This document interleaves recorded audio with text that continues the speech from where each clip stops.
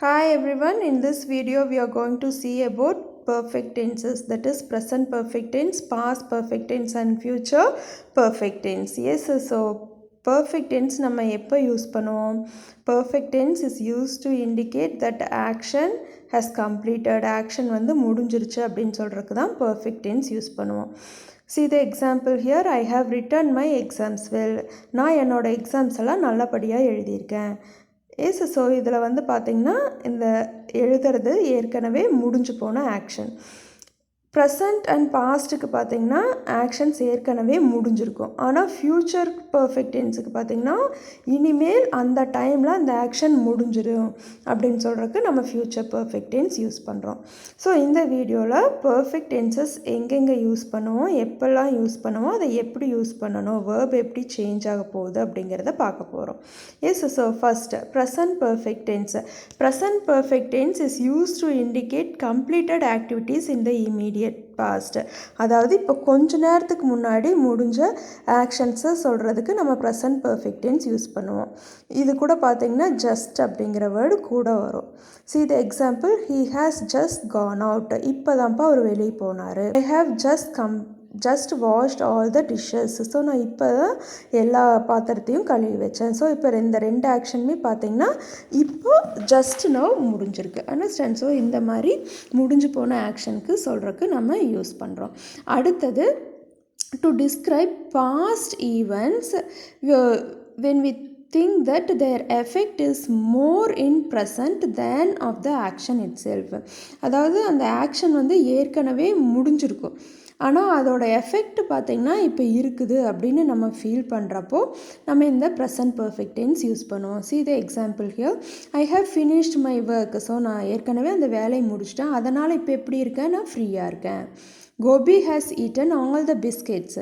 So அந்த வேலை ஏற்கனவே முடிஞ்சது, ஆனால் அதோட எஃபெக்ட் என்ன, இனி மிச்சம் எதுவும் உனக்கு இல்லை. எஸ், இதுதான் அதோட எஃபெக்ட். ஸோ இந்த மாதிரி பாஸ்ட் ஆக்ஷன்ஸோட எஃபெக்ட் வந்து இப்போ இருக்குதுன்னு ஃபீல் பண்ணுறப்போ நம்ம என்ன யூஸ் பண்ணுறோம், ப்ரெசன்ட் பர்ஃபெக்ட் டென்ஸ் யூஸ் பண்ணுறோம். ஸோ இந்த மாதிரி இடத்துல ப்ரெசன்ட் பர்ஃபெக்ட் டென்ஸ் யூஸ் பண்ணுவோம். அடுத்தது past perfect tense. Past perfect tense எப்போ தான் யூஸ் பண்ணுவோன்னா, is use to denote an action completed in the past. So அது ஏற்கனவே ரொம்ப காலத்துக்கு முன்னாடி முடிஞ்சு போனது சொல்கிறதுக்கு பாஸ்ட் பர்ஃபெக்ட் டென்ஸ் யூஸ் பண்ணுவோம். See the example here, I had attended the party. She had already seen me. So நான் பார்ட்டியை அட்டன் பண்ணேன், ஏற்கனவே அவங்க என்ன பார்த்துருக்காங்க. இந்த மாதிரி பாஸ்ட் முடிஞ்சு போன ஆக்ஷன் சொல்கிறதுக்கு நம்ம பாஸ்ட் பர்ஃபெக்ட் டென்ஸ் யூஸ் பண்ணுவோம். இன்னொரு இடத்துல எங்கே யூஸ் பண்ணுவோன்னா, if two actions completed in the past, ஒரு ரெண்டு ஆக்ஷன் ஒட்டுக்கா முடிஞ்சிருக்கு அப்படின்னா, to show which action happened earlier then the other, இந்த ரெண்டில் எந்த ஆக்ஷன் முன்னாடி நடந்துச்சு அப்படிங்கிறத சொல்கிறதுக்கு நம்ம பாஸ்ட் பர்ஃபெக்ட் டென்ஸ் யூஸ் பண்ணுவோம். See the example here, when I reached the station the train had started. நான் வந்து ஸ்டேஷனை ரீச் பண்ணுறப்போ ட்ரெயின் ஏற்கனவே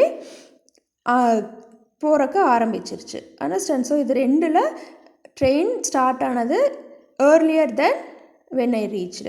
See the second one, I had done my exercise when Hari came to see me.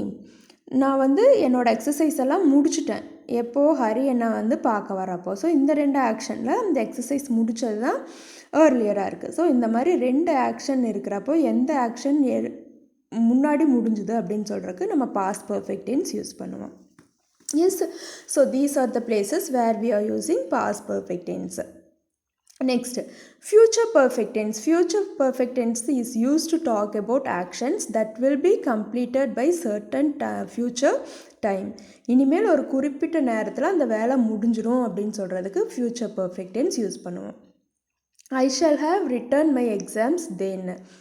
அந்த டைமில் நான் என்ன பண்ணியிருப்பேன், என்னோடய எக்ஸாம்ஸ் எல்லாம் எழுதி முடிச்சிருப்பேன். He will have left before you go to see him.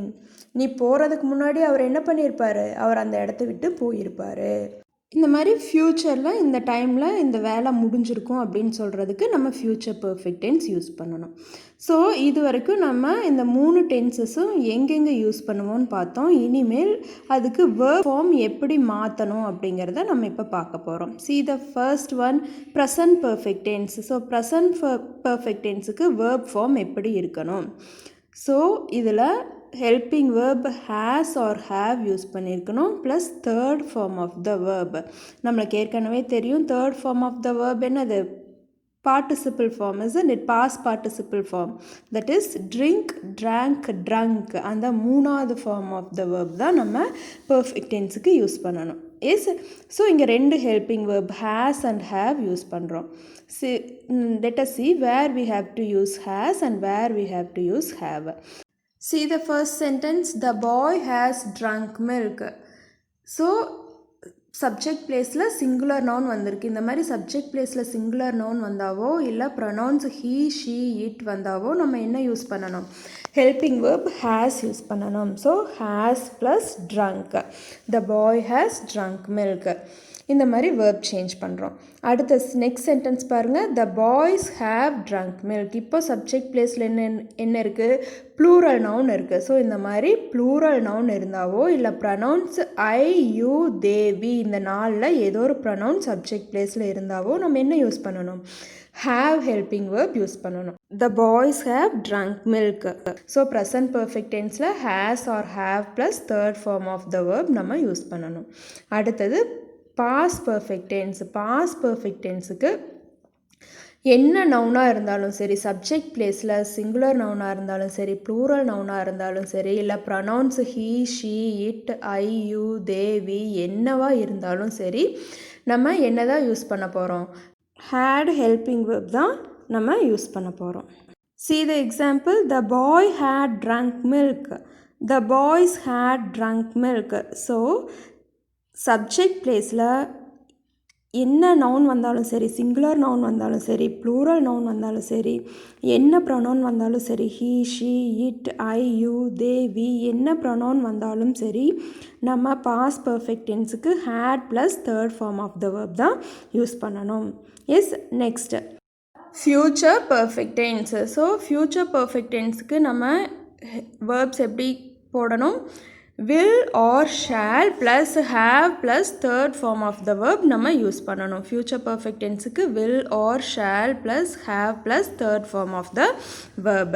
So இங்கே சப்ஜெக்ட் பிளேஸில் சிங்குலர் நவுனாக இருந்தாலும் சரி, ப்ளூரல் நவுனாக இருந்தாலும் சரி. see the examples, the boy will have drunk milk, the boys will have drunk milk. So இந்த மாதிரி சப்ஜெக்ட் பிளேஸில் singular நவுனாக இருந்தாலும் சரி, ப்ளூரல் நவுனாக இருந்தாலும் சரி, நம்ம will have யூஸ் பண்ணிக்கலாம். அண்டர்ஸ்டாண்ட்?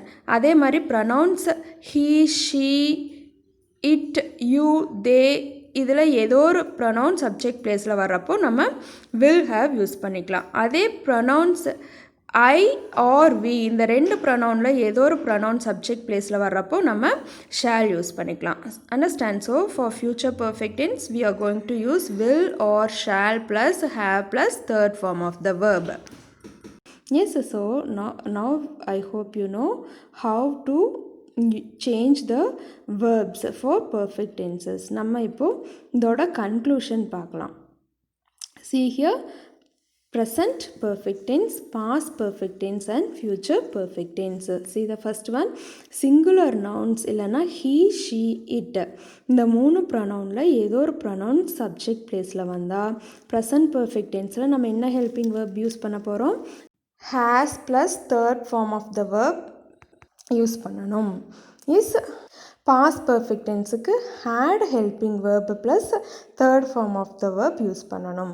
future perfect tenseக்கு will or shall plus have plus third form of the verb use பண்ணணும். next, plural nouns இல்லைனா I, you, they, we இந்த 4 ப்ரொனவுனில் ஏதோ ஒரு ப்ரொனவுன் சப்ஜெக்ட் பிளேஸில் வந்தால் நம்ம என்ன பண்ணணும், present perfect tenseல have plus third form of the verb use பண்ணணும். next, past perfect tenseல had helping verb plus third form of the verb போடணும். Next, future perfect tenseல will or shall plus have plus third form of the verb use பண்ணணும். Understand? So this is the thing that you learned in this video. So இந்த வீடியோவில் perfect tense எங்கெங்கே use பண்ணுவோன்னு தெரிஞ்சிட்டோம். present perfect tense, past perfect tense and future perfect tense எங்கெங்கே use பண்ணுவோன்னு தெரிஞ்சிட்டோம். அதுக்கு verb forms நம்ம எப்படி change பண்ணணும், என்னென்ன helping verbs add பண்ணணும் அப்படிங்கிறதெல்லாம் இந்த வீடியோவில் நம்ம தெரிஞ்சிட்டோம். I hope this video is useful to you. In the next video we will see about perfect continuous tenses. Yes, thank you for watching this video.